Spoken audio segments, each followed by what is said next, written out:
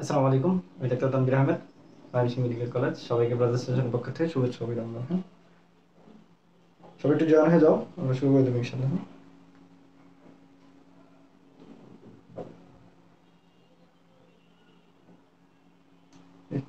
আসসালামু আলাইকুম। হ্যাঁ, ওয়ালাইকুম আসসালাম ভাইয়া।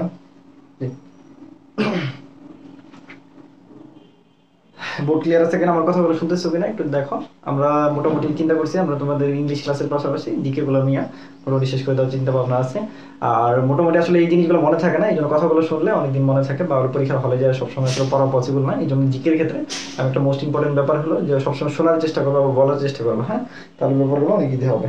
ওকে, তোমরা একটু জয়েন হয়ে যাও বা একটু শেয়ার দিয়ে দাও, আমরা শুরু করে দেবো। হ্যাঁ, আজকে টপিক আমরা বলছি মুক্তিযুদ্ধ। মুক্তিযুদ্ধ মার্চ আর এপ্রিল, এই যে 2 মাস। কারণ তোমার পরীক্ষাটা কি হবে, 1 এপ্রিল পরীক্ষা হবে। হ্যাঁ, যেহেতু 1 এপ্রিল পরীক্ষা হবে, তাহলে এই ক্ষেত্রে হলো কি আমার এই মার্চ মাসে প্রশ্নটা করা হবে। তাই এই মার্চ মাস আর এলো কি এপ্রিল মাস, এই 2 মাসের যে যত ঘটনাবলী আছে, এবং এটা মুক্তিযুদ্ধের সময়, কারণ অবশ্যই মুক্তিযুদ্ধ হলো মোস্ট ইম্পর্টেন্ট টপিক আমাদের। তো এই জন্য ওই টপিকগুলো আমরা একদম দিন ধরে ধরে পড়বো এবং ওটা ওই সিরিয়ালি মনে রাখবো। হ্যাঁ, ওকে, ঠিক আছে, চলো আমরা হলো শুরু করি। ঠিক আছে, তাহলে আমরা বলছি মুক্তিযুদ্ধ কি বলছি, মার্চ থেকে কি করবো, এপ্রিল মাসে আমরা হলো কি এটা শুরু করবো। আচ্ছা, তাহলে আমরা হলো সর্বপ্রথম আসলে শুরু করি। দেখো, 1 মার্চ। হ্যাঁ, আমরা একটা একটা করে ঘটনা বলবো।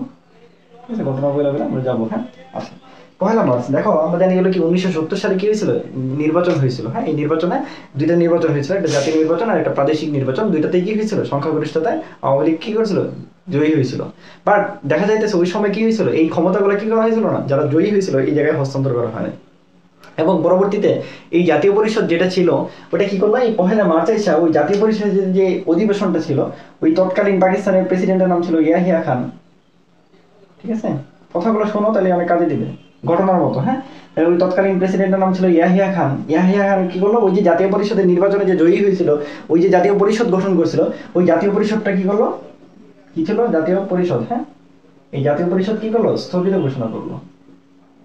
ঠিক আছে, দেখো, তাহলে আমরা বলতেছি, তাহলে আমরা প্রথমে কি বলছি যে ফার্স্ট কথা কি ছিল আমাদের, 1970-এর নির্বাচনে যে এরকম যে হিউজ পরিমাণে একটা জয় হয়েছিল, ওই জয়ের জন্য যে পরিষদগুলো গঠন করছিল, ওই জাতীয় পরিষদটা এই 1 মার্চে এসে কি করলো, এটা ওই সময় তৎকালীন যে পাকিস্তানের কি প্রেসিডেন্ট ছিল ইয়াহিয়া খান, এই ইয়াহিয়া খান কি করলো, এই ইয়াহিয়া খান কি করলো, জাতীয় পরিষদের ওই নির্বাচনটাকে বা যে পরিষদটা ছিল ওই পরিষদটা স্থগিত ঘোষণা করলো। হ্যাঁ, তাহলে ফার্স্ট আমাদের 1 নম্বরের 1 মার্চের কাজ কি, এটা কি করছিল, স্থগিত ঘোষণা করছিল। হ্যাঁ, এই যে স্থগিত ঘোষণা করলো, এই স্থগিত ঘোষণা করার জন্য পূর্ব পাকিস্তান কি করলো, এটা মানলো না। হ্যাঁ, না মানে কি করলো তারা, পূর্ব পাকিস্তান কি করলো, 2রা মার্চ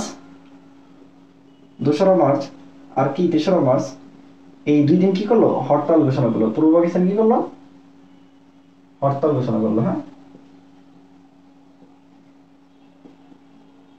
ঠিক আছে, পূর্ব পাকিস্তান কি করে, 2রা মার্চ আর 3রা মার্চ কি করে, হরতাল ঘোষণা করে। হ্যাঁ, তাহলে বলছি 1 মার্চের কাজ কি আমার বলছি, 1 মার্চের কি ক্ষেত্রে কি বলছি, যে ইয়াহিয়া খান জাতীয় পরিষদ নিয়ে ওইটা কি করছে, জাতীয় পরিষদটাকে স্থগিত ঘোষণা করছে। এই অনুসারে পূর্ব পাকিস্তান এটা মানে নাই, না মানে কি করছে, 2 তারিখ আর 3 তারিখ কি করছে, হরতাল ঘোষণা করছে। হ্যাঁ, আচ্ছা, এই 2 তারিখ 3 তারিখ যখন এইরকম হলো যে দেখা যাচ্ছে তারা মানতেছে না, এই জন্য তারা কি করলো, বাংলাদেশে তখন কি হলো, অসহযোগ আন্দোলন শুরু হলো। হ্যাঁ, কি আন্দোলন শুরু হলো, অসহযোগ আন্দোলন শুরু হলো। হ্যাঁ, এই অসহযোগ আন্দোলন কত থেকে শুরু হয়, মোটামুটি 2রা মার্চ থেকে শুরু হয়, এটা চলে 24শে মার্চ পর্যন্ত। হ্যাঁ, এগুলো কিন্তু সব 1971-এর ঘটনা। হ্যাঁ, কারণ যেহেতু মুক্তিযুদ্ধ নিয়ে কথা বলতেছি, তাহলে ঘটনাগুলো সিরিয়ালি মনে রাখবা। তাহলে 1 মার্চ জাতীয় পরিষদ স্থগিত করছে, 2রা মার্চ 3রা মার্চ এটা হলো কি হরতাল ঘোষণা করছে, অসহযোগ আন্দোলন করছে কত তারিখ থেকে, 2রা মার্চ থেকে কি 24শে মার্চ পর্যন্ত। ওকে, তৎকালীন এই যে 2রা মার্চে এই ঘটনাগুলো হলো, এই ঘটনাগুলোর মধ্যে এই 2টা ঘটনা তেমন বেশি ইম্পর্টেন্ট না, এই জন্য এই 2টাকে আমরা আপাতত একবার বললাম তোমাদের ঘটনার মানে প্রেক্ষিতে। আমার 1 মার্চের ঘটনা ইম্পর্টেন্ট, জাতীয় পরিষদ স্থগিত হয়েছে। হ্যাঁ, কে করছে, ইয়াহিয়া খান। তাহলে পরেরটা মুছে দিলাম। হ্যাঁ, এটা হরতাল ঘোষণা করছে আর এটা অসহযোগ আন্দোলন। হ্যাঁ, আচ্ছা, তারপরে চলে আসো 2রা মার্চে চলে যাবো। 2রা মার্চ কি করছিল, 2রা মার্চ তখন আমাদের যে পতাকাটা ছিল, জাতীয় পতাকা ছিল, ওই জাতীয় পতাকাটা ছিল মানচিত্র খচিত। এই মানচিত্র খচিত যে জাতীয় পতাকাটা ছিল, ওই সময় তৎকালীন ডাকসুর বিপি ছিল, ঠিক আছে, আসম আব্দুর রব। ওই আসম আব্দুর রব কি করলো, ওই সময় পতাকা উত্তোলন করলো। ঠিক আছে, তাহলে এটার মোস্ট ইম্পর্টেন্ট কথা। হ্যাঁ, কি করছিল আমি বলছি, আসম আব্দুর রব। হ্যাঁ, এই আসম আব্দুর রব কি করছে, পতাকা উত্তোলন করছে। ঠিক আছে, খুব ইম্পর্টেন্ট, এটা একদম ইনফিনিটি স্টার দিয়ে মনে রাখবা। হ্যাঁ, পতাকা উত্তোলন, এই জন্যই 2রা মার্চকে কি বলা হয়? পতাকা উত্তোলন দিবস বলা হয়। ঠিক আছে, এই জন্য 2রা মার্চকে কি বলা হয়? পতাকা উত্তোলন দিবস বলা হয়। হ্যাঁ, তাহলে আসম আব্দুর রব কি করছে? 2রা মার্চ কি করেছে? অসহযোগ আন্দোলনের ক্ষেত্রে ওই রকম কি করছে? 2রা মার্চ কি করছে? পতাকা উত্তোলন করছে। হ্যাঁ, তাহলে আমরা এটা মনে রাখবো, পতাকা উত্তোলন করছে। তাহলে এই জন্য 2রা মার্চকে কি বলা হয়? পতাকা উত্তোলন দিবস বলা হয়। ঠিক আছে, আর ওই 2রা মার্চ ওই সময় তৎকালীন ওই 2রা মার্চকে বলা হয়তো পাকিস্তান দিবস। যেহেতু এই পাকিস্তান দিবস এত বড় একটা জিনিস ওরা করছে, হ্যাঁ, যে নির্বাচনে নির্বাচিত যে পরিষদ ছিল ওটাকে স্থগিত ঘোষণা করছে, এই জন্য পূর্ব পাকিস্তানের মানুষজন এটা মানলো না। না মেনে তারা কি করলো? ওই 2রা মার্চ, এই 2রা মার্চকে তখন তারা কি করলো? পাকিস্তান দিবসের পরিবর্তে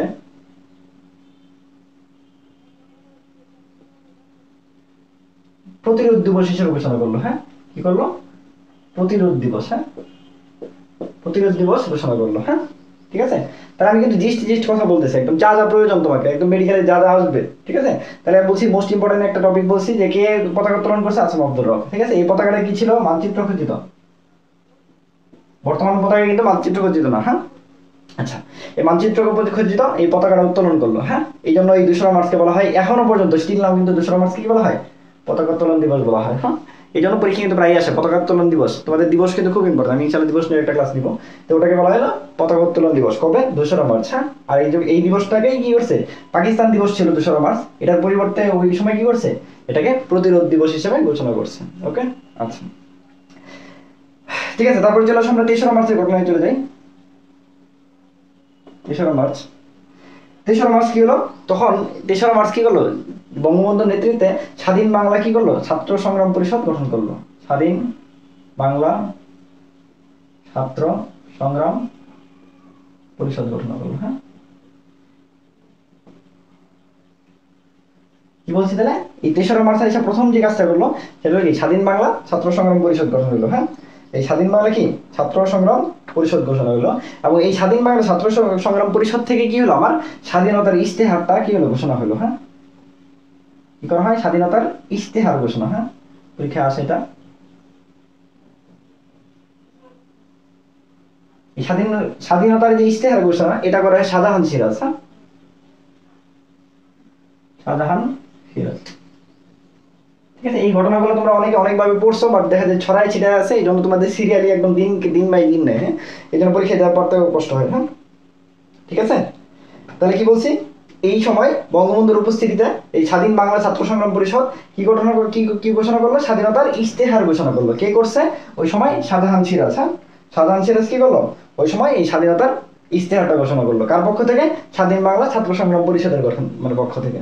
তাহলে আমরা দেখো আবার একটু যদি বলি, তাহলে প্রথম বলছি পহেলা মার্চ ইয়াহিয়া খান কি করছে? এটা স্থগিত করছে। 2রা মার্চ আসম আব্দুর রব কি করছে? মানচিত্র খচিত ওই পতাকাটা উত্তোলন করছে, এই জন্য 2রা মার্চকে বলা হয় পতাকা উত্তোলন দিবস। ওকে, এই 2রা মার্চে কি হয়েছে? পাকিস্তান দিবসের পরিবর্তে কি করেছে? নাম রাখা হয়েছে প্রতিরোধ দিবস হিসেবে। 3রা মার্চ এসে কি করলো? এই স্বাধীন বাংলা কি হলো? ছাত্র সংগ্রাম পরিষদ গঠন হলো, এবং ওই স্বাধীন বাংলা ছাত্র সংগ্রাম পরিষদ পরের দিন বঙ্গবন্ধুর উপস্থিতিতে স্বাধীনতার কি করলো? ইশতেহার ঘোষণা করলো, এবং ইশতেহারটা ঘোষণা কে করছে? ওই সময় শাহজাহান সিরাজ কি করে? এই স্বাধীনতার ইশতেহারটা ঘোষণা করে। ওকে, আচ্ছা, এবং এই দিনই মোস্ট ইম্পর্টেন্ট যে জিনিসটা, যেটা পরীক্ষার জন্য একদম ইনফিনিটি স্টার, বারবার কোশ্চেন আসতেছে, সেটা হলো এই দিনই, এই 3রা মার্চ। ঠিক আছে, এই 3রা মার্চ আমরা জানি যে 3রা মার্চ বঙ্গবন্ধু শেখ মুজিবুর রহমানকে, ঠিক আছে, জাতির জনক কি করলো? ঘোষণা করা হলো। কে করছে? ওই যে তৎকালীন কি ডাকসুর বিপি আসম আব্দুর রব কি করলো? এই 3রা মার্চ, ঠিক আছে, 3রা মার্চ, ঠিক আছে, এটা মনে রাখবা, বঙ্গবন্ধুকে জাতির জনক ঘোষণা। হ্যাঁ, কে করছে? কে করছে বলো? আসম আব্দুর রব। ঠিক আছে, খুব ইম্পর্টেন্ট। হ্যাঁ, আসম কি? আব্দুর রব। এটা কোথায় করছে? এটা ইম্পর্টেন্ট, মনে রাখবে। এটা হলো পল্টন ময়দানে। হ্যাঁ, পল্টন ময়দানে। মনে রাখবে আরেকটা ইম্পর্টেন্ট জিনিস। কেন এটা বলে দিলাম? দেখো, আমরা যত কিছু জানি, স্বাধীনতার যত কিছু আছে সব কিছু রেস্ট করছে ময়দানে। ঠিক আছে, বর্তমান যেটা সোহরাওয়ার্দী উদ্যান, এই সব কিছু যত স্বাধীনতার যত কিছু পাবা তুমি, সব কিছু কি সোহরাওয়ার্দী উদ্যানে। শুধুমাত্র এই যে বঙ্গবন্ধুকে জাতির জনক ঘোষণা করা হয়েছে, এটাই শুধুমাত্র পল্টন ময়দানে। হ্যাঁ, তাহলে দেখো পরীক্ষায় কি আছে, ক নম্বর অপশনে তোমাকে কি দিবে, মধ্যে দিয়ে দিবে তাহলে রেসকোর্স ময়দান, আর বড় ক নম্বর অপশনে দিবে তোমার পল্টন ময়দান। দেখে তোমার মনে হবে যে স্বাধীনতার সবকিছু তো গিয়েছে, আমরা 7 মার্চের ঘোষণা, এটা রেসকোর্স হয়েছে, বাকি যত কিছু আছে, যত ঘটনা আছে, সব ঘটনাগুলি কি হয়েছে, রেসকোর্স ময়দান হয়েছে। শুধুমাত্র জাতির জনক ঘোষণাটাই হয়েছে কই, পল্টন ময়দানে। ঠিক আছে, জাতির জনক ঘোষণাটা কই হয়েছে, পল্টন ময়দানে। ওকে, তোমরা ক্লিয়ার?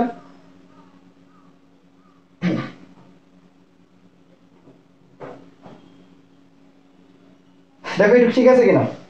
তাহলে আমরা কি কি বলছি আবার বলি, 1 মার্চ স্থগিত করছে, 2 মার্চ ছিল পতাকা উত্তোলন করছে, পতাকা উত্তোলন দিবস। 3 মার্চে এসে স্বাধীন বাংলা ছাত্র সংগ্রাম পরিষদ গঠিত হয়েছে, এটাই স্বাধীনতার ইশতেহার ঘোষণা করছে। কে করছে ভাই, স্বাধীনতার ইশতেহার। ঠিক আছে, স্বাধীনতার ইশতেহার শাহজাহান সিরাজ করছে।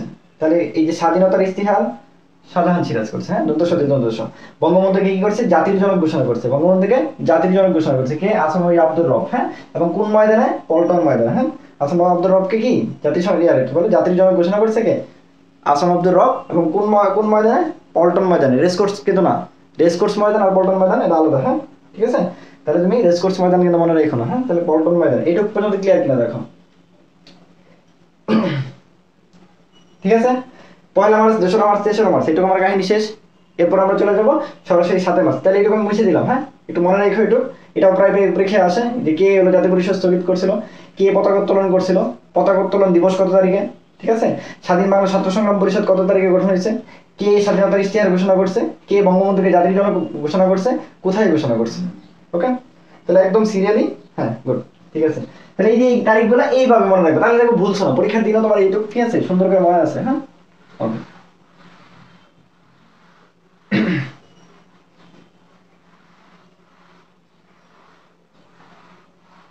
তারপরে চলে আসো, আমরা চলে যাবো কি ঘটনা, বিখ্যাত কি 7 মার্চের ঘটনা, মোস্ট ইম্পর্টেন্ট। 7 মার্চ, 7 মার্চ থেকে তুমি কোশ্চেন মোটামুটি শিওর থাকো, 7 মার্চ থেকে তুমি একটা কোশ্চেন পাবা ইনশাল্লাহ। হ্যাঁ, ঠিক আছে, তাহলে 7 মার্চে চলে আসো।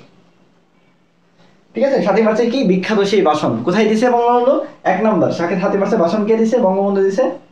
কোথায় দিছে বলো, রেস কোর্স ময়দানে। হ্যাঁ, আগেটা কোন ময়দান ছিল, আগেটা কিন্তু পল্টন ময়দান ছিল। হ্যাঁ, এটা কোথায়, রেস কোর্স ময়দানে। বর্তমান নাম কি, বর্তমান নাম সোহরাওয়ার্দী উদ্যান। হ্যাঁ, বর্তমান নাম সোহরাওয়ার্দী উদ্যান। হ্যাঁ, এই জায়গায় কি করছিল বঙ্গবন্ধু, 7 মার্চে কি করছিল, স্বাধীনতার মোটামুটি কি ঘোষণা দিয়েছিল। হ্যাঁ, ঠিক আছে, এই 7 মার্চে যে ঘোষণা দিয়েছিল, এই 7 মার্চের দাবি কয়টা, এটা খুব ইম্পর্টেন্ট। দাবি কয়টা ছিল বঙ্গবন্ধুর, উনি বঙ্গবন্ধুর বক্তব্যে কি করছিল, 4টা দাবি উত্থাপন করছিল। কয়টা, 4টা দাবি উত্থাপন করছিল, একদম খুব ইম্পর্টেন্ট, ইনফিনিটি স্টার ইম্পর্টেন্ট একটা। হ্যাঁ, এই দাবি 4টা, 7 মার্চের 4টা দাবি। অনেকে ভাবে এগুলো ইম্পর্টেন্ট না, বাট এগুলো পরীক্ষা আসবে না। তাহলে দাবি কটা করছিল, 7 মার্চের দাবি কটা ছিল, 4টা দাবি ছিল। বঙ্গবন্ধু তার ভাষণে উনি কি করছিল, 4টা দাবি করছিল। 1 নম্বর যে দাবিটা ছিল, লেখা রাখা গেল, 1 নম্বর দাবি ছিল ওনার সামরিক আইন প্রত্যাহার করতে হবে। সামরিক আইন যেটা জারি করছিল, ওই সামরিক আইন কি করতে হবে, প্রত্যাহার করতে হবে। ঠিক আছে, সামরিক আইন কি করতে হবে, প্রত্যাহার করতে হবে। 2 নম্বর কি হয়েছে, সৈন্যদেরকে ব্যারাকে ফিরিয়ে নিয়ে যেতে হবে। সৈন্যদেরকে ব্যারাকে ফিরিয়ে নিয়ে যেতে বলছে। হ্যাঁ, ব্যারাকে ফিরিয়ে নিতে হবে।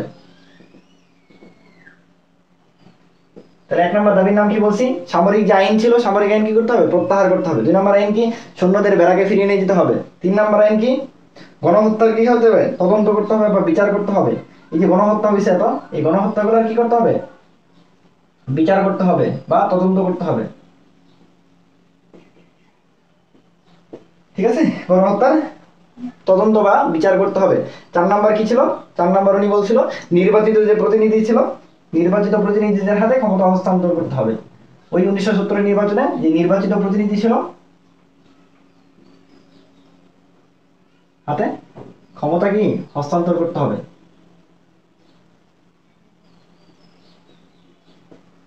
তাহলে এই 4টা নীতি। হ্যাঁ, 4টা কি ছিল, দাবি ছিল। কোন কোন ইয়েতে, 7 মার্চের এই বঙ্গবন্ধুর বিখ্যাত কি ভাষণে কি ছিল, আমাদের দাবি ছিল কি, বাংলাদেশের পূর্ব পাকিস্তানে কি ছিল দাবি ছিল, তখন তৎকালীন বাংলাদেশের দাবি ছিল 4টা। এবং বঙ্গবন্ধু তার বক্তৃতায় কি করছে, 4টা দাবি তিনি কি করছে, প্রকাশ করছে। 1 নম্বর দাবিটা ছিল কি, সামরিক আইন প্রত্যাহার করতে হবে, সৈন্যদের কোথায় নিয়ে যেতে হবে, ব্যারাকে ফিরিয়ে নিতে হবে, এবং গণহত্যা যে ছিল, গণহত্যা যে করা হয়েছে, এই গণহত্যাগুলোর বিচার বা তদন্ত করতে হবে, এবং নির্বাচিত প্রতিনিধির কাছে কি করতে হবে, ক্ষমতাগুলা হস্তান্তর করতে হবে। এটা ক্লিয়ার কিনা দেখো।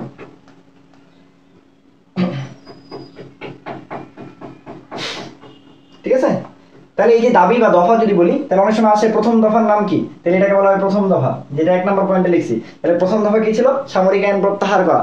1 নম্বর দফার নাম কি? সামরিক আইন প্রত্যাহার। 2 নম্বর দফার নাম কি? সৈন্যদের বেড়াকে ফিরিয়ে নেওয়া। 3 নম্বর দফার নাম কি? গণহত্যার বিচার করা। 4 নম্বর দফার নাম কি? নির্বাচিত প্রতিনিধির হাতে ক্ষমতাগুলো কি হস্তান্তর করা। ঠিক আছে? আর এইখানে যে মূল বক্তব্য ছিল, এটা তোমরা সবাই জানো, যে স্বাধীনতার 7ই মার্চের কি বঙ্গবন্ধুর যে মূল বক্তব্য ছিল, ওইখানে কি ছিল? যে এবারের সংগ্রাম আমাদের মুক্তির সংগ্রাম, আর এবারের সংগ্রাম স্বাধীনতার সংগ্রাম। হ্যাঁ, এটা হলো আমাদের মূল বক্তব্য ছিল। ওকে, ঠিক আছে, তাহলে একটু বুঝিয়ে দিলাম।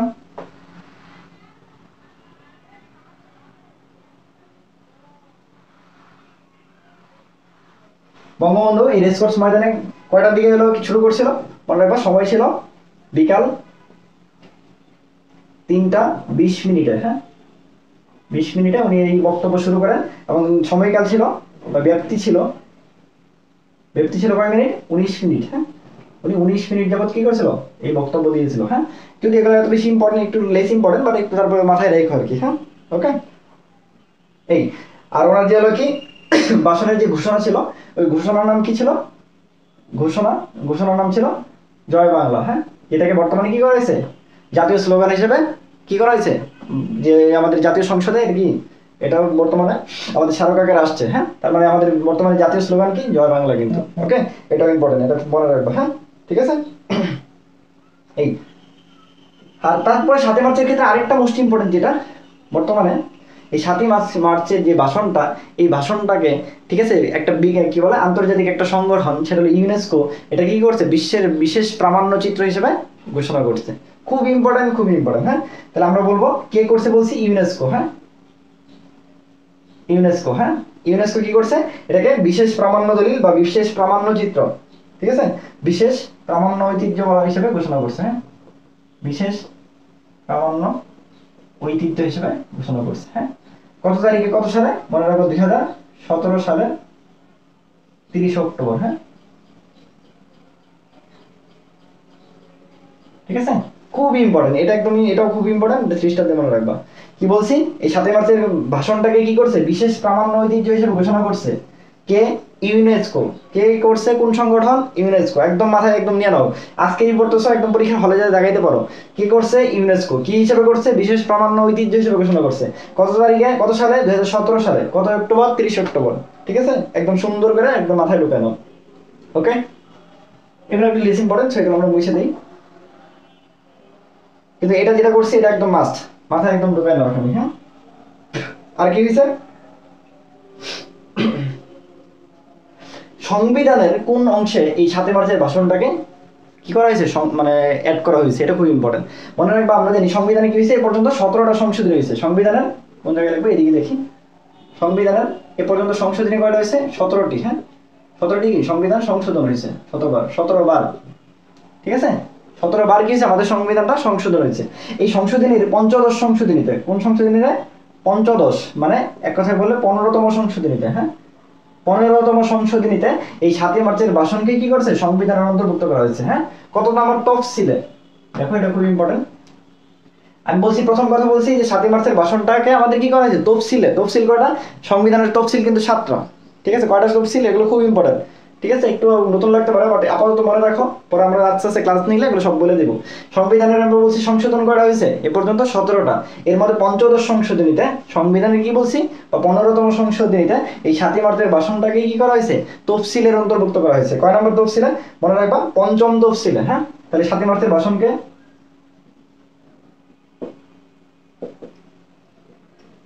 ঠিক আছে কোন তফসিল বলছি?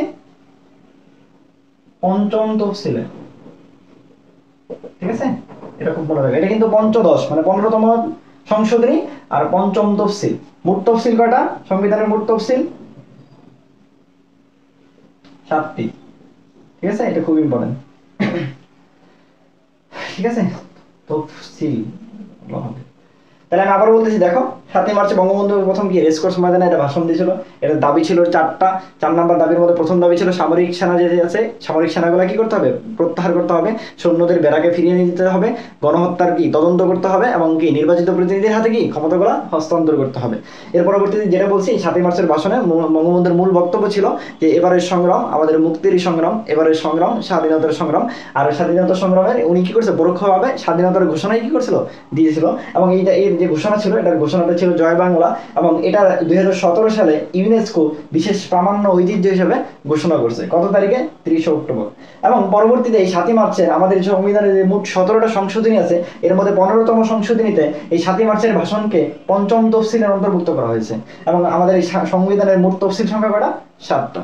ওকে, এটা পর্যন্ত ক্লিয়ার আছে কিনা দেখো।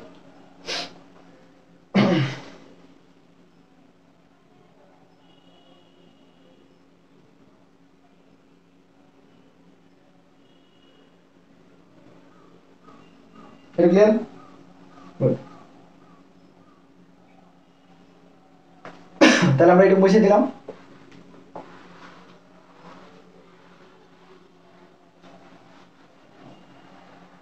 তাই 7ই মার্চ পর্যন্ত কোনো সমস্যা নেই তো? 1লা মার্চের ঘটনা, 2রা মার্চের ঘটনা, 3রা মার্চের ঘটনা, এরপর 7ই মার্চের ঘটনা, এরপর আমরা চলে যাবো 19শে মার্চের ঘটনা। মাঝখানে এর মধ্যে আর কোনো গুরুত্বপূর্ণ এরকম তথ্যাবলী নাই, এই জন্য 19শে মার্চের ঘটনা। এখানে কি করছিল 19শে মার্চ কি করলো, সশস্ত্র ওই বঙ্গবন্ধু যে ওই দিন যে বলছিল যে তোমাদের যা কিছু আছে, হ্যাঁ যার যা কিছু আছে তা নিয়ে কি করো, যুদ্ধে নেমে যাও, ওইখান থেকে কি করছিল, সশস্ত্র প্রতিরোধ গঠন করছিল। ঠিক আছে, কোথায় গঠন করছে এই সশস্ত্র যে আমাদের যে প্রতিরোধ বা সশস্ত্র যে আমাদের যে অ্যাকশনটা ছিল এটা কোথায়, কত তারিখে, 19শে মার্চ সর্বপ্রথম শুরু হয়েছে। কোথায় শুরু হয়েছে, গাজীপুরে শুরু হয়েছিল। হ্যাঁ, গাজীপুরের কোন অংশে, জয়দেবপুরে শুরু হয়েছিল।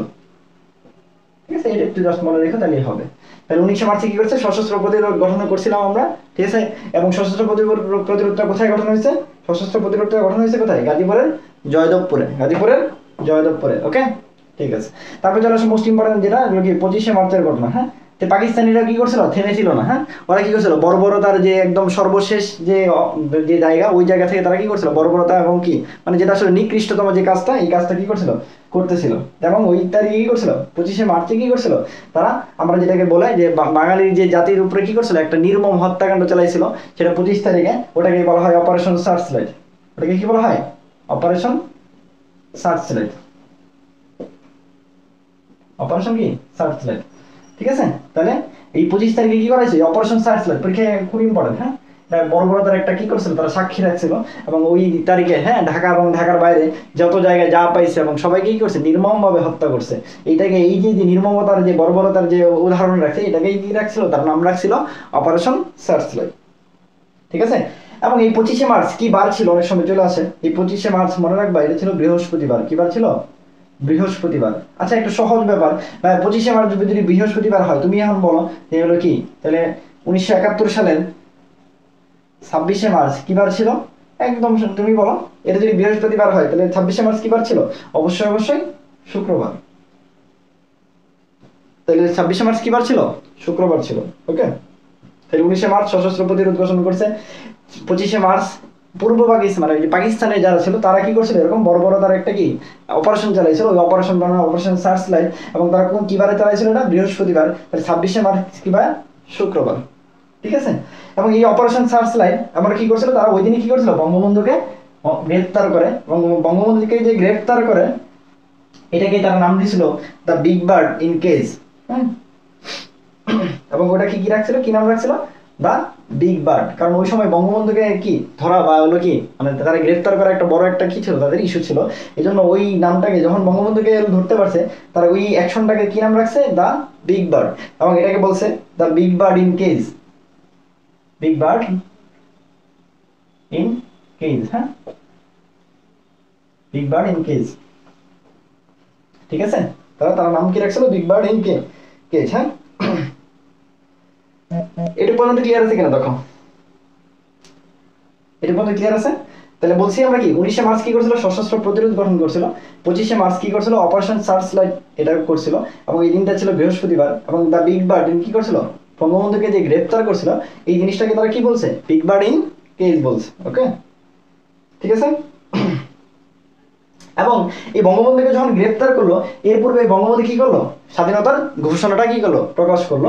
এবং এই স্বাধীনতার ঘোষণা প্রকাশ করার পরেই কি হলো, পরবর্তীতে বলা হয় এই 25শে মার্চের শেষ রাত্রিতে বা হলো 26শে মার্চের প্রথম প্রহরে বঙ্গবন্ধু কি করে, স্বাধীনতার ঘোষণাটা পাঠ করে। ঠিক আছে, পরবর্তীতে তার ঠিক পরের দিন 26শে মার্চ কালুরঘাট বেতার কেন্দ্র থেকে, ঠিক আছে, তৎকালীন কি চট্টগ্রামের যে কি ছিল সাধারণ সম্পাদক, ওনার নাম ছিল আব্দুল হান্নান। এই আব্দুল হান্নান কি করে, বঙ্গবন্ধুর পক্ষে কি করে, স্বাধীনতা তা ঘোষণা করে। ঠিক আছে, এটা ইম্পর্টেন্ট খুব। তাহলে চলে আসো আমরা এটা বলি, এইটুকু ক্লিয়ার হয়েছে।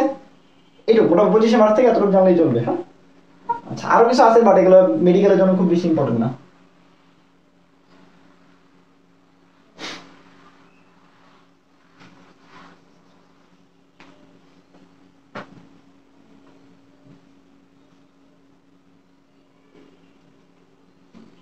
তাহলে চলে আসি, আমরা চলে আসি 26শে মার্চ। ঠিক আছে, 26শে মার্চ কি বলছি, স্বাধীনতার ঘোষণা।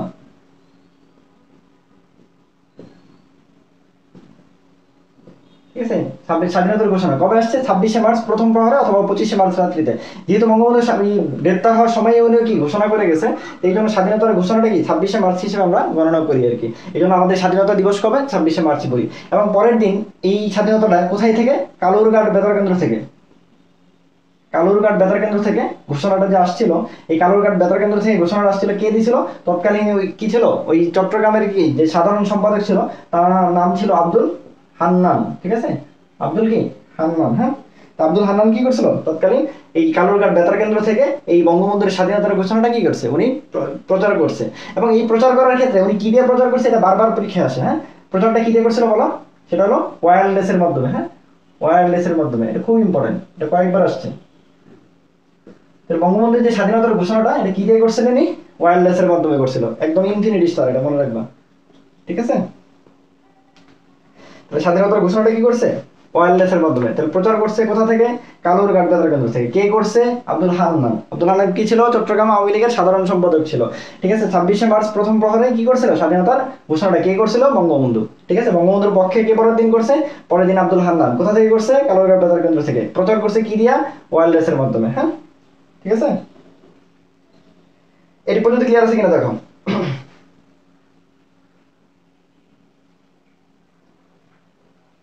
এখন একটা মোস্ট ইম্পর্টেন্ট, বঙ্গবন্ধু দেখো কত কি ছিল, মানে বলে যে কত জ্ঞানী একজন ব্যক্তি ছিল।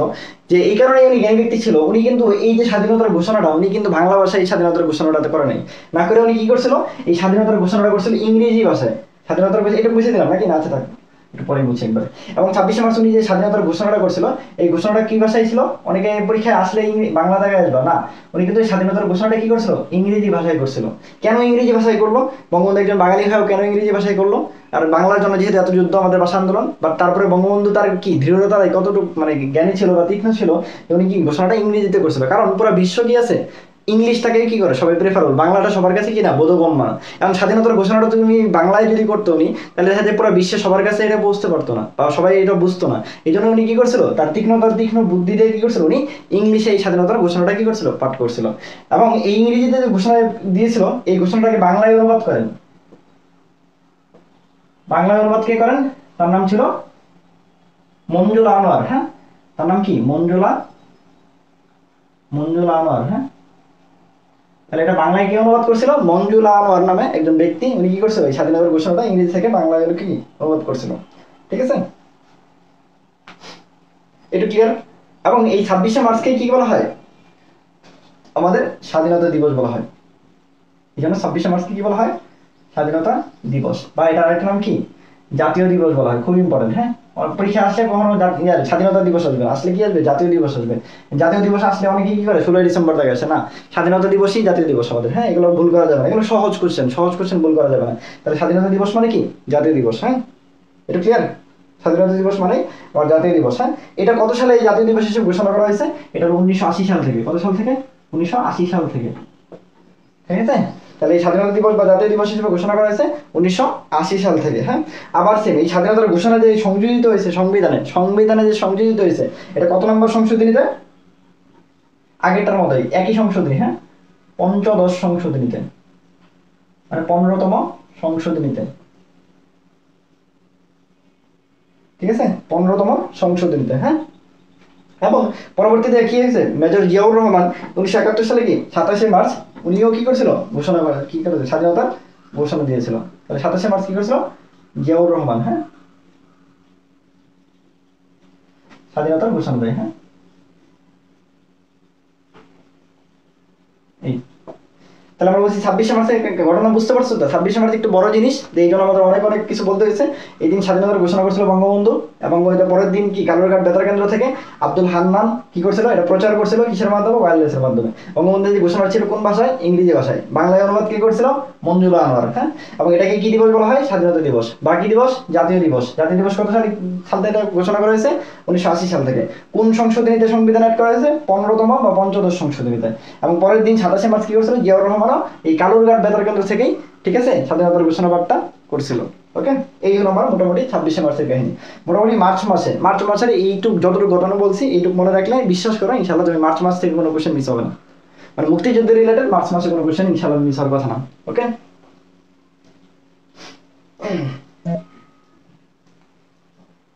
দেখো এটা পর্যন্ত ক্লিয়ার আছে কিনা, 26শে মার্চ পর্যন্ত ঠিক আছে কিনা দেখো।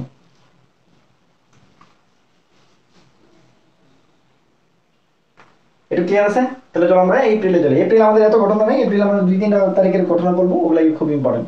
মার্চটা খুব ইম্পর্টেন্ট, কারণ কোশ্চেনটা মার্চ মাস হবে। একদম শিওর থাকা তুমি কোশ্চেন, আমি যতটুকু কথা বলছি এই নোট থেকে তুমি কোশ্চেন কমন পাবে ইনশাল্লাহ, এখান থেকে প্রশ্ন মিস হবে না। ঠিক আছে, দেখো আমি যেই কাজটা তোমাদের করে দিচ্ছি, কারণ সাধারণ জ্ঞান আসলে কিন্তু মানে মুখস্থ জিনিস বেশি, বাট সিরিয়ালটা দেখে দিচ্ছি আমি। 1 তারিখের বা 2 তারিখের ঘটনা, 3 তারিখের ঘটনা, 4 তারিখের মানে 4 তারিখের ঘটনা, 7 তারিখের ঘটনা, এরপর তোমার 19শে মার্চের ঘটনা, 25শে মার্চের ঘটনা, 26শে মার্চের ঘটনা, এই সিরিয়ালটা মনে রাখবে, তাহলে খুব ইম্পর্টেন্ট। ঠিক আছে, আচ্ছা, তারপর চলে আসো আমরা চলে যাই এপ্রিলের ঘটনায়। ঠিক আছে, আচ্ছা, এপ্রিলের ঘটনায় প্রথম 1971 সালের 4 এপ্রিল যেটা আছে, 4 এপ্রিল বা 4 এপ্রিল, 4 এপ্রিল কি গঠন করলো, বাংলাদেশে কি হলো, মুক্তি বাহিনী গঠন করা হলো। ঠিক আছে, আমাদের কি করা হলো, মুক্তি বাহিনী গঠন করা হলো। হ্যাঁ, স্যার মুক্তি বাহিনী না তো, মুক্তি ফৌজ গঠন করা হলো, মুক্তি ফৌজ গঠন করা হলো। হ্যাঁ, ঠিক আছে, এবং আমাদের কি করা হলো 1971 সালে মোস্ট ইম্পর্টেন্ট যেটা 10 এপ্রিল আনুষ্ঠানিকভাবে, খুব ইম্পর্টেন্ট, এটা একদম ইনফিনিটি স্টাফে মনে রাখবো। 10 এপ্রিল আনুষ্ঠানিকভাবে, 10 এপ্রিল কি করা হলো, স্বাধীনতার ঘোষণা জারি করা হলো। এই জিনিসটা অনেকে ভুল করে, এই আনুষ্ঠানিকভাবে দিলে অনেকে ভাবে যে কি আনুষ্ঠানিকভাবে হলো মানে 17 এপ্রিল, না, আনুষ্ঠানিকভাবে 17 এপ্রিল শুধু মনে রাখবো, ওটা হলো কি, ওটা হলো পাঠ করা হয়েছে, মানে ওটা হলো মানে শপথ পাঠ করা হয়েছে, 17 এপ্রিল শপথ পাঠ করা হয়েছে। বাকি মোস্ট অফ দ্য ঘটনাই 10 এপ্রিল হয়েছে, 10 এপ্রিল সব। আর 17 এপ্রিল কি বলছি, শুধুমাত্র শপথটুক পাঠ করছে, হ্যাঁ, বা শপথ গঠন করছে, মানে শপথ পাঠ করছে আর কি সবাই। তাহলে আনুষ্ঠানিক ঘটনা, আনুষ্ঠানিক ঘোষণা জারি করছে, হ্যাঁ, কত তারিখে, 10 এপ্রিল। আনুষ্ঠানিক ঘোষণা জারি করছে কত তারিখে, 10 এপ্রিল। হ্যাঁ, আনুষ্ঠানিক ঘোষণা কবে জারি করছে, 10 এপ্রিল। হ্যাঁ, এটা একদম একদম মাথায় একদম মানে ঢোকায় নাও। ঠিক আছে, এটা বললা হয়। ঠিক আছে, এবং এই যে 10 এপ্রিল যে আনুষ্ঠানিক ঘোষণা জারি করলো, এবং এই জায়গায় কি করলো, মুজিবনগর সরকার বলা হয় এটাকে। হ্যাঁ, মুজিবনগর সরকার, এর আর কি কি নাম আছে, এটাকে বলা হয় প্রবাসী সরকার। ঠিক আছে, এটাকে বলা হয় প্রবাসী সরকার, বা এটাকে বলা হয় অস্থায়ী সরকার। ঠিক আছে, তাহলে মুজিবনগর সরকার বা প্রবাসী সরকার বা অস্থায়ী সরকার। ঠিক আছে, কারণ এটাকে কেন প্রবাসী সরকার বলা হলো, কারণ এর যে সচিবালয় ছিল এটা কিন্তু বাংলাদেশে ছিল না। অনেকে ভাবে যে এটার সচিবালয় মনে ঢাকায় ছিল, না, এটার সচিবালয় ছিল 8 নং থিয়েটার রোড, কলকাতা। 8 নং থিয়েটার রোড, কলকাতা। হ্যাঁ, এই জন্য এটাকে বলা হয় কি প্রবাসী সরকার, খুব ইম্পর্টেন্ট এটুকু। হ্যাঁ, এই সচিবালয়টা খুব ইম্পর্টেন্ট, এটা একদম সৃষ্টার দিয়ে মনে রাখবা। ঠিক আছে, তাহলে বলছি কি আনুষ্ঠানিক ঘোষণা জারি করছে। ঠিক আছে, এবং এই দিন কি হয়েছে, মুজিবনগর সরকার বা এটা কি গঠিত হয়েছে। ঠিক আছে, আমি বলছি তো গঠনটা কয় তারিখে, 10 এপ্রিল। শুধুমাত্র শপথ পাঠ কয় তারিখে, ওটা হলো 17 এপ্রিল। হ্যাঁ, তাহলে হলো 10 এপ্রিল কি হয়েছে, আনুষ্ঠানিক ঘোষণাটা জারি করছে, স্বাধীনতার আনুষ্ঠানিক ঘোষণা জারি করছে। ঠিক আছে, আনুষ্ঠানিক আনুষ্ঠানিক কথাটা থাকলে 10 এপ্রিল আনসার। এটা কয়েকবার হলো বিভিন্ন পরীক্ষা আসছে। তাহলে মুজিবনগর সরকার কি হয়েছে, গঠিত হয়েছে কত এপ্রিল, 10 এপ্রিল। এবং এটা সচিবালয় কোথায় ছিল, 8 নং থিয়েটার রোড, কলকাতা। কলকাতায় ছিল, বাংলাদেশে ছিল না কিন্তু, এই জন্য এটাকে বলা হয়েছে প্রবাসী সরকার। এটার জন্য এর আরেকটা নাম কি, প্রবাসী সরকার। ঠিক আছে, এবং এই 10 এপ্রিল কি করলো, বাংলাদেশকে 4টা জোনে ভাগ করলো, 4টা জোনে ভাগ করলো। এই 4টা জনে ভাগ করে দেখলো যে বাংলাদেশ অনেক বড়, 4টা জনে ভাগ করলে আসলে হয় না। ঠিক এরপরের দিন 11 এপ্রিল কি হলো, বাংলাদেশকে 11টি সেক্টরে ভাগ করলো। ঠিক আছে, তাহলে 11 এপ্রিল কিন্তু কি 11টা সেক্টরে ভাগ করছে, আর 10 এপ্রিল কিন্তু 4টা সেক্টরে ভাগ করছে বা 4টা জোনে ভাগ করছে। হ্যাঁ, 4টা ভাগে ভাগ করছে। ওকে, এবং এই যে মুক্তি ফৌজের কথা বললাম 4 তারিখে, এটা এসে 11 এপ্রিল কি গঠন করলো, এটা এসে বাংলাদেশে তখন কি গঠন করলো, মুক্তি বাহিনী গঠন করলো। ঠিক আছে, এটাকে বলা হলো বাংলাদেশ বাহিনী বা মুক্তি বাহিনী গঠন। কত তারিখে? 11 এপ্রিলে। তাহলে আমি আবার বলতেছি 4 এপ্রিল মুক্তি ফৌজ গঠন করছে, 10 এপ্রিল এসে আনুষ্ঠানিক স্বাধীনতার ঘোষণা জারি করছে। এটাকে বলা হয় মুজিবনগর সরকার বা প্রবাসী সরকার বা অস্থায়ী সরকার। এটা সচিবালয় ছিল 8 নং থিয়েটার রোড, কলকাতা। 150 এটাকে বলা হয় প্রবাসী সরকার। এই 10 তারিখে কি করছিল, 4টা জোন বা 4টা ভাগে ভাগ করছিল, এবং 11 এপ্রিল এসে দেখলো বাংলাদেশ আসলে এত বড় একটা দেশ, এটা যদি 4টা ভাগে ভাগ করে তাহলে নিয়ন্ত্রণ করা খুব কঠিন, এই জন্য 11টা সেক্টরে ভাগ করলো। এবং এই তারিখে কি গঠন করলো, এই মুক্তি ফৌজের কি আধুনিক যে ভার্সনটা, এটাকে বলা হলো মুক্তি বাহিনী। ঠিক আছে, এই মুজিবনগর সরকার যে গঠিত হয় এটা কোথায়, এটাকে বলা হয় মেহেরপুর জেলার, কোথায় লিখবো, কোথায় বলছি, এই মুজিবনগর সরকারটা মেহেরপুর জেলায়। কোন জেলায়? মেহেরপুর জেলায়। ঠিক আছে, মেহেরপুর জেলা। ঠিক আছে, ববের পাড়া, মেহেরপুর জেলার ভবের পাড়া, টিপিটি মুছে দিই। হ্যাঁ, বসে জারি এই জায়গায় রেখে দিই।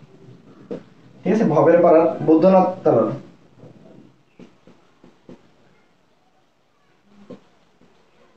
ঠিক আছে, আমের বাগান, আম বাগান আর কি। হ্যাঁ, এই জায়গাটা মনে রাখবা। তাহলে মেহেরপুর জেলা, জেলাটা কি মেহেরপুর জেলা। কোন পাড়া? ববের পাড়া। কোন তলায়, কোন জায়গায়? বৈদ্যনাথ তলায়, খুব ইম্পর্টেন্ট। হ্যাঁ, ওটা আম বাগান আর কি। হ্যাঁ, ঠিক আছে, এইটা খুব ইম্পর্টেন্ট। এই জায়গাটা মুজিবনগর যে জায়গাটা, এই জায়গাটা কোথায় আর কি। হ্যাঁ, এবং পরীক্ষায় বারবার আসে যে অস্থায়ী, এই যে আমরা বলতেছিলাম কি যে অস্থায়ী যে সরকার বা মুজিবনগর সরকারের রাজধানী কোথায় ছিল, এই রাজধানী কিন্তু ঢাকা না। এই মুজিবনগর সরকারের যে রাজধানী, এটা কিন্তু মুজিবনগর। হ্যাঁ, মানে অস্থায়ী সরকারের, মুজিবনগর সরকার আসবে না, আসবে অস্থায়ী সরকারের কি যে রাজধানী কোথায় ছিল, রাজধানী কিন্তু কোথায়, মুজিবনগর। এটা রাজধানী কিন্তু ঢাকা দিও না আবার, যে রাজধানী তো ঢাকায়। এত সহজ কোশ্চেন দিয়েছে, দেখো ক নম্বর অপশনে ঢাকা দিয়ে দিয়েছে। হ্যাঁ, ঠিক আছে, এই মোটামুটি আমার ঘটনা। আমি আবারও বলতেছি, 4 এপ্রিল মুক্তি ফৌজ গঠন করছে, 10 এপ্রিল আনুষ্ঠানিক ঘোষণা জারি করছে। এটাতে মুজিবনগর সরকার বা প্রবাসী সরকার বা অস্থায়ী সরকার গঠিত হয়েছে, আনুষ্ঠানিক ঘোষণা জারি করছে সব। ঠিক আছে, এটা সচিবালয়টা কি ছিল, 8 নং থিয়েটার রোড, কলকাতা। যেহেতু কলকাতায় ছিল এই জন্য এটাকে বলা হয় প্রবাসী সরকার। 10 তারিখে 4টা জন ভাগ করছিল, বাট এটা দেখে হয় না, দ্যাটস ওয়াই 11 এপ্রিল আগে কি করছিল, 11টা সেক্টরে ভাগ করছে। এবং এই মুক্তি ফৌজের যে আধুনিক ভার্সন, এটাকে বলা হয় মুক্তি বাহিনী। হ্যাঁ, বা বাংলাদেশ বাহিনী। মুক্তি বাহিনী একদম বাংলাদেশ বাহিনী, এটা 11 এপ্রিল, এটা লাস্ট বিসিএস আসছে। হ্যাঁ, ওকে, আচ্ছা, এটুকু বুঝে দিলাম। তাহলে 10 এপ্রিলের ঘটনা আমাদের শেষ। এরপরে চলে আসছে 17 এপ্রিল। 17 এপ্রিল বলছি একটা সিঙ্গেল ঘটনা যদি মনে রাখো, তাহলে কি হয়েছে, সিঙ্গেল ঘটনাটা এই অস্থায়ী মুজিবনগর সরকার শপথ পাঠ করেন। আমি তো বলছি শপথ থাকলে আনসার 17 এপ্রিল, শপথ থাকলে আনসার কত, 17 এপ্রিল। হ্যাঁ, শপথ থাকলে আনসার কি 17 এপ্রিল। ঠিক আছে, এই ঘোষণাপত্র যে ছিল, এই স্বাধীনতার ঘোষণাপত্র, এটা পাঠ করেন কি, খুব ইম্পর্টেন্ট। 17 এপ্রিল পাঠ করেন, ঘোষণাপত্র পাঠ করেন, খুব ইম্পর্টেন্ট, অধ্যাপক ইউসুফ আলী। ঠিক আছে, এটা একদম খুব ইম্পর্টেন্ট, 3 স্টার দিয়ে রাখবা। হ্যাঁ, এই স্বাধীনতার ঘোষণাপত্র পাঠ করেন কে, অধ্যাপক ইউসুফ আলী। অধ্যাপক ইউসুফ আলী, খুব ভালো মতো মনে রাখবা। হ্যাঁ, পাঠ করেন, কিন্তু পাঠ করেন অধ্যাপক ইউসুফ আলী। আর এই যে শপথ যে অনুষ্ঠানটা, এটা পরিচালনা করেন, ঠিক আছে, এটা পরিচালনা করেন আব্দুল মান্নান। আব্দুল মান্নান, খুব ইম্পর্টেন্ট। এটা পরিচালনা যদি আসে আনসার কিন্তু মান্নান, তখন আমার হলো অধ্যাপক ইউসুফ আলী দেখাবে না। শপথ বাক্যটা পাঠ করাইছিল অধ্যাপক ইউসুফ আলী, আর শপথ যে পরিচালনা অনুষ্ঠান যা ছিল, ওই অনুষ্ঠানটা পরিচালনা করছে আব্দুল মান্নান। ঠিক আছে, একটু আগে আমরা যেটা পড়েছিলাম ওটা কিন্তু আব্দুল হান্নান ছিল। চট্টগ্রামের যে সাধারণ সম্পাদক ছিল, যে বঙ্গবন্ধুর পক্ষে কালুরঘাট বেতার কেন্দ্র থেকে স্বাধীনতার ঘোষণাপত্র পাঠ করছে ওয়্যারলেসের মাধ্যমে, তার নাম ছিল আব্দুল হান্নান। আর এখানে পরিচালনা যে করছে তার নাম হলো আব্দুল মান্নান। আর পরিচালনার পাশাপাশি কি মনে রাখবে, পাঠ করেন, এটা সবচেয়ে বেশি ইম্পর্টেন্ট। যে ও কি করছে, এই স্বাধীনতার ঘোষণাপত্রটা পাঠ করছেন কি, অধ্যাপক ইউসুফ আলী। একদম মাথায় ঢোকায় নাও, অধ্যাপক ইউসুফ আলী। ঠিক আছে, এটুকু পর্যন্ত কি আছে কিনা দেখো। এবং এই 17 এপ্রিল কি করা হয়, এটাকে এই মুজিবনগর দিবস হিসেবে পালন করা হয়। মুজিবনগর দিবস যদি আসে পরীক্ষায়, দিবস কত? 10 এপ্রিল না কিন্তু 17 এপ্রিল। হ্যাঁ, এটা মনে রাখবো। তাহলে মুজিবনগর দিবস কবে? মুজিবনগর দিবস, দেখো তোমাদের কিন্তু 2-3টা দিবস আমি পড়ে ফেললাম। মুজিবনগর দিবস কবে? 17 এপ্রিল। মুজিবনগর দিবস কবে? 17 এপ্রিল। 10 এপ্রিল না কিন্তু, খুব ইম্পর্টেন্ট। মুজিবনগর দিবস হিসেবে পালিত হয় 17 এপ্রিল। ঠিক আছে? আর এর একটা কি ছিল, এই মুজিবনগর সরকারের একটা পত্রিকা ছিল। এই মুজিবনগর সরকারের যে পত্রিকাটা ছিল এটার নাম ছিল জয় বাংলা। হ্যাঁ, এটাই হলো কি, এটা এইবারে বিশেষ আসছিল। হ্যাঁ, লাস্ট ইয়ারে বিশেষ গুলো আসছে। তাহলে মুজিবনগর দিবসের কি 17 এপ্রিল। আর এই যে পত্রিকাটা ছিল, এই পত্রিকার নাম কি? জয় বাংলা। ঠিক আছে? পত্রিকার নাম কি? জয় বাংলা। একটু ক্লিয়ার? তাহলে 17 এপ্রিলের ঘটনা এইটুকু মনে রাখলেই আস, আর কিচ্ছু মনে রাখার দরকার নেই, কোনো বই পড়ার দরকার নেই। যতটুকু বলছি এটুকু যে তুমি মার্চ এপ্রিল মাসে সব পাবো। মার্চ এপ্রিল মাসে যত কোশ্চেন আসবে ইনশাল্লাহ তুমি দেখো, পরীক্ষা দিয়ে আছে মিলাও, দেখো ভাইয়া যা বলে দিচ্ছে এবারে কোনো কোশ্চেন নাই। হ্যাঁ, তাহলে পত্রিকার নাম কি ছিল? জয় বাংলা। হ্যাঁ, ঠিক আছে? তারপরে চলে আসো,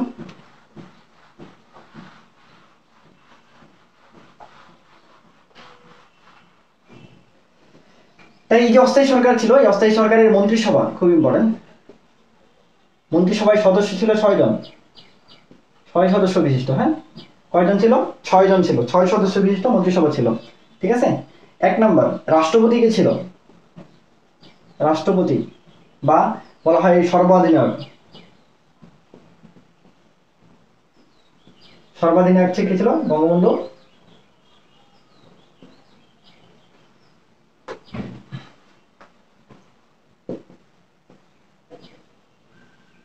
শেখ মুজিবুর রহমান। হ্যাঁ,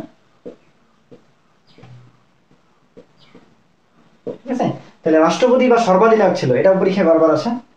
সর্বাধিনায়ক, রাষ্ট্রপতি বা সর্বাধিনায়ক কে ছিল? বঙ্গবন্ধু শেখ মুজিবুর রহমান। 2 নম্বর অস্থায়ী রাষ্ট্রপতি কে ছিল?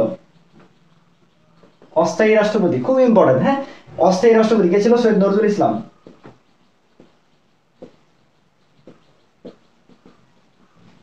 ঠিক আছে? তারপরে কে ছিল? প্রধানমন্ত্রী কে ছিল? প্রধানমন্ত্রী কে ছিল? প্রধানমন্ত্রী ছিল তাজউদ্দিন আহমেদ। ঠিক আছে? খুব ইম্পর্টেন্ট। এই 3টার মধ্যে থেকে সবচেয়ে বেশি মেডিকেল কোশ্চেন আসছে। বাকিগুলো যাই আছে এই 3টার মধ্যে থেকে। রাষ্ট্রপতি কে ছিল? বঙ্গবন্ধু শেখ মুজিবুর রহমান। অস্থায়ী রাষ্ট্রপতি কে ছিল? সৈয়দ নজরুল ইসলাম। প্রধানমন্ত্রী কে ছিল? তাজউদ্দিন আহমেদ। একদম মাথার মধ্যে ঢুকায় ওই 3টা। ঠিক আছে? এবং এটাও আসে মাঝে মাঝে, সর্বাধিনায়ক কে ছিল? সর্বাধিনায়ক ছিল অবশ্যই বঙ্গবন্ধু শেখ মুজিবুর রহমান। আচ্ছা, এই যে তাজউদ্দিন আহমেদ, সৈয়দ নজরুল ইসলাম এরা ছিল। এরপরে প্রধানমন্ত্রী যে দায়িত্বটা ছিল, এই প্রধানমন্ত্রীর এর র ফল আছে না, এটা দিয়ে আরেকটা মনে রাখবো। প্রধানমন্ত্রী আরেকটা দায়িত্ব ছিল প্রতিরক্ষা মন্ত্রণালয়। হ্যাঁ, তাহলে প্রধানমন্ত্রী আরেকটা কি দায়িত্ব পালন করতো? প্রতিরক্ষা মন্ত্রণালয়। হ্যাঁ, আরেকটা জিনিসটা এবার লাস্ট বিশেষ একটা কোশ্চেন আসছিল, সেটা হলো অর্থনৈতিক বিভাগ। অর্থনৈতিক বিভাগ ও পরিকল্পনা বিভাগ। ঠিক আছে? যেহেতু বিশেষ আসছে এই জন্য বলে দিলাম। হ্যাঁ, অর্থনৈতিক বিভাগ যদি বলে, বিভাগ বা পরিকল্পনা বিভাগ যদি বলে, মন্ত্রণালয় নয় কিন্তু, এটা কিন্তু প্রধানমন্ত্রী নিয়ন্ত্রিত করে, অর্থাৎ তাজউদ্দিন আহমেদ ছিল। এটা লাস্ট ইয়ারে বিশেষ আসছে এই জন্য বলে দিলাম। হ্যাঁ, ঠিক আছে? কেন এটা বললাম দেখো, এরপরে দেখো তোমাকে বলবো, সেটা হলো কি, এটা গেল। এরপরে আসো অর্থমন্ত্রী। হ্যাঁ, তোমার তো স্বাভাবিকভাবে মনে হবে যে অর্থমন্ত্রী, অর্থমন্ত্রী তো এইটাই বললাম অর্থনৈতিক ব্যাপার না, এটা কিন্তু বিভাগ বলছে, অর্থনৈতিক মন্ত্রী বলি নাই বা মন্ত্রণালয় বলি নাই। হ্যাঁ, এই অর্থমন্ত্রী যে ছিল, অর্থমন্ত্রীর নাম ছিল এম মনসুর আলী, অধ্যাপক এম মনসুর আলী। বিশেষ করে এই কোশ্চেনটা সবাই ভুল করছে, এবার আমি নিজেও হয়তো ভুল করে আসছি। যে অর্থমন্ত্রী পরীক্ষায় আসছে, অর্থমন্ত্রী এই অর্থনৈতিক বিভাগ আসছিল। হ্যাঁ, অর্থ দেখে অনেকে মনসুর আলী জায়গায়, কিন্তু ব্যাপারটা না। বিভাগ যদি আসে, অর্থনৈতিক বিভাগ, এটার কিন্তু আনসার হলো তাজউদ্দিন আহমেদ। আর অর্থ মন্ত্রণালয় যদি আসে, আনসার হলো মনসুর আলী। ঠিক আছে? তারপর 5 নম্বর পর মনে রাখবো, অর্থমন্ত্রী পর মনে রাখবো তুমি কি বলে, পররাষ্ট্রমন্ত্রী। ঠিক আছে? পররাষ্ট্রমন্ত্রী কে ছিল? মুশতাক আহমেদ, খন্দকার মুশতাক আহমেদ। হ্যাঁ, আমি একটু সংক্ষেপে লিখলাম মুশতাক আহমেদ। ঠিক আছে? আর 6 নম্বর ছিল স্বরাষ্ট্রমন্ত্রী। স্বরাষ্ট্রমন্ত্রী কে ছিল? কামরুজ্জামান। হ্যাঁ, ঠিক আছে? এই তাহলে আবার বলতেছি, দেখো রাষ্ট্রপতি কে ছিল? এই 6 জনই ছিল। হ্যাঁ, রাষ্ট্রপতি ছিল বঙ্গবন্ধু শেখ মুজিবুর রহমান। অস্থায়ী রাষ্ট্রপতি ছিল সৈয়দ নজরুল ইসলাম, এটা মেডিকেল কোশ্চেন আছে কয়েকবার। প্রধানমন্ত্রী ছিল তাজউদ্দিন আহমেদ। প্রধানমন্ত্রীর পদে মনে রাখবো প্রতিরক্ষা মন্ত্রণালয়, এবং উনি অর্থনৈতিক বিভাগের প্রধান ছিল। ঠিক আছে? এটা কিন্তু মন্ত্রণালয় না, বিভাগ। হ্যাঁ, আর অর্থমন্ত্রী বা অর্থ মন্ত্রণালয়ের প্রধান ছিল কি? মনসুর আলী। ঠিক আছে? আর পররাষ্ট্র থেকে ছিল মুশতাক আহমেদ, স্বরাষ্ট্র থেকে ছিল কামরুজ্জামান। ঠিক আছে? স্বরাষ্ট্র থেকে ছিল কামরুজ্জামান। ঠিক আছে? আরেকজন ব্যক্তি আমাদের, ঠিক আছে, বিশেষ কূটনীতিক প্রতিনিধি ছিল, এটা খুব ইম্পর্টেন্ট, এইটুকু ক্লিয়ার হয়েছে কিনা দেখা হবে। 6 জন রাষ্ট্রপতি মানে 6 জনের মন্ত্রিসভা শেষ হয়েছে, এটাকে বলে মুজিবনগর মন্ত্রিসভা। হ্যাঁ ঠিক আছে, এর মন্ত্রিসভার এই 6 জন সদস্য ছিল। 6 জন সদস্য কার কি মন্ত্রণালয়, যদি অর্থ মন্ত্রণালয়ের সাথে আরো অনেক কিছু আছে, কারণ অর্থ মন্ত্রণালয়ের সাথে কি আছে, শিল্প আছে এবং বাণিজ্য আছে। তো অর্থ মন্ত্রণালয়ের সাথে কি আছে, শিল্প এবং বাণিজ্য মন্ত্রণালয় আছে। পররাষ্ট্রের সাথে কি আছে, পররাষ্ট্রের সাথে আইন মন্ত্রণালয় আছে। হ্যাঁ আইন মন্ত্রণালয় আছে। তারপর স্বরাষ্ট্রের সাথে কি আছে, স্বরাষ্ট্রের সাথে আছে কি কৃষি এবং ত্রাণ মন্ত্রণালয়। এগুলো একটু দেখে রাখতে পারো, বাট মেডিকেলের জন্য মানে প্রথম লাইনটা ইম্পর্টেন্ট। মেডিকেলের জন্য আসলে পরবর্তীতে এগুলো বিসিএস এর জন্য ইম্পর্টেন্ট, বাট মেডিকেলের এইখান থেকে বাইরে আসার সম্ভাবনা খুব কম। কেউ যদি মনে রাখতে পারো খুবই ভালো, আর যদি মনে করো যে কঠিন হয়ে গেছে তাহলে এই তিনটাই মনে রাখো। ঠিক আছে, প্রশ্ন বেশিরভাগ ফার্স্ট 3টা থেকে আছে, না হলে লাস্ট 3টা থেকে আসবে। হ্যাঁ এই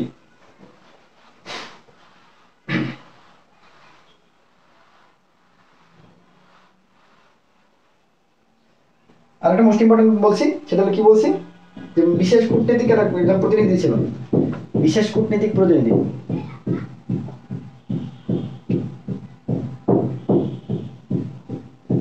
বিশেষ কূটনীতিক প্রতিনিধি কে ছিল, ওনার নাম ছিল অধ্যাপক বিচারপতি আবু সাইদ চৌধুরী। সরি, বিচারপতি আবু সাইদ চৌধুরী।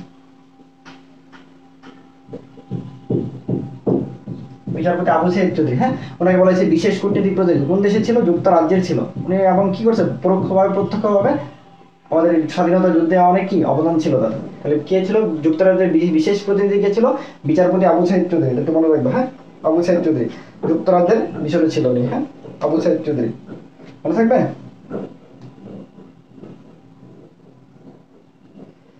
ঠিক আছে, এইটুকু একটু ভালো মতো মনে রাখো। এছাড়াও আরো কিছু জিনিস আছে, এটা তোমাদের লেভেলে আসলে অত বেশি দরকার নেই, আমি একটু বলে দিই মুখে মুখে।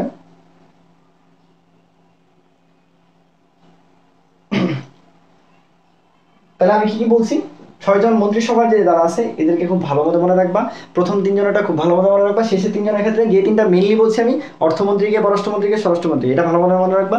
আর যে জায়গায় ভাই অর্থ আছে, অর্থ মন্ত্রণালয় আছে, সেই জায়গায় পাশে কি থাকবে, অবশ্যই শিল্প থাকবে, অবশ্যই বাণিজ্য থাকবে। তাহলে অর্থ মন্ত্রণালয় মানে কি, বাণিজ্য, আর হলো কি শিল্প মন্ত্রণালয়, মানে 3টার প্রধানই কে ছিল, মনসুর আলী। তারপর তোমাকে যদি বলি আমি কি, স্বরাষ্ট্র মন্ত্রণালয় কে ছিল, কামরুজ্জামান ছিল। স্বরাষ্ট্র মন্ত্রণালয়ের সাথে আর কি আছে ভাই, স্বরাষ্ট্র মানে কি দেশের নিয়ে কথা বলবে, তাহলে দেশ মানে কি কৃষি, ত্রাণ, এগুলো কি দেশের মধ্যে থাকে, এই জন্য কি ভাই ওই কামরুজ্জামান কি, তাহলে কৃষি মন্ত্রণালয় বা হলো ত্রাণ মন্ত্রণালয়, পুনর্বাসন মন্ত্রণালয়, এগুলোরও প্রধান ছিল। আর আরেকটা কি বলছিলাম, পররাষ্ট্রমন্ত্রী। তো পররাষ্ট্রমন্ত্রী কি সবসময় এগুলো আইন নিয়ে কথা বলে। ঠিক আছে, তাহলে আইন মন্ত্রণালয়ের প্রধান কে ছিল, পররাষ্ট্র মন্ত্রণালয়ে যিনি ছিল। ঠিক আছে, মোটামুটি মার্চ মাস আর এপ্রিল মাসের ঘটনাবলী যদি তোমাকে বলি, একদম ওভারঅল, একদম এর বাইরে খুব খুব কম, খুব কম মানে নাই বললেই চলে। তোমার পরীক্ষায় আসবে এরকম জিনিস আমি যা বলছি এর মধ্যে দিয়ে পাবো সব। ঠিক আছে, এর বাইরে ইনশাল্লাহ আসবে না।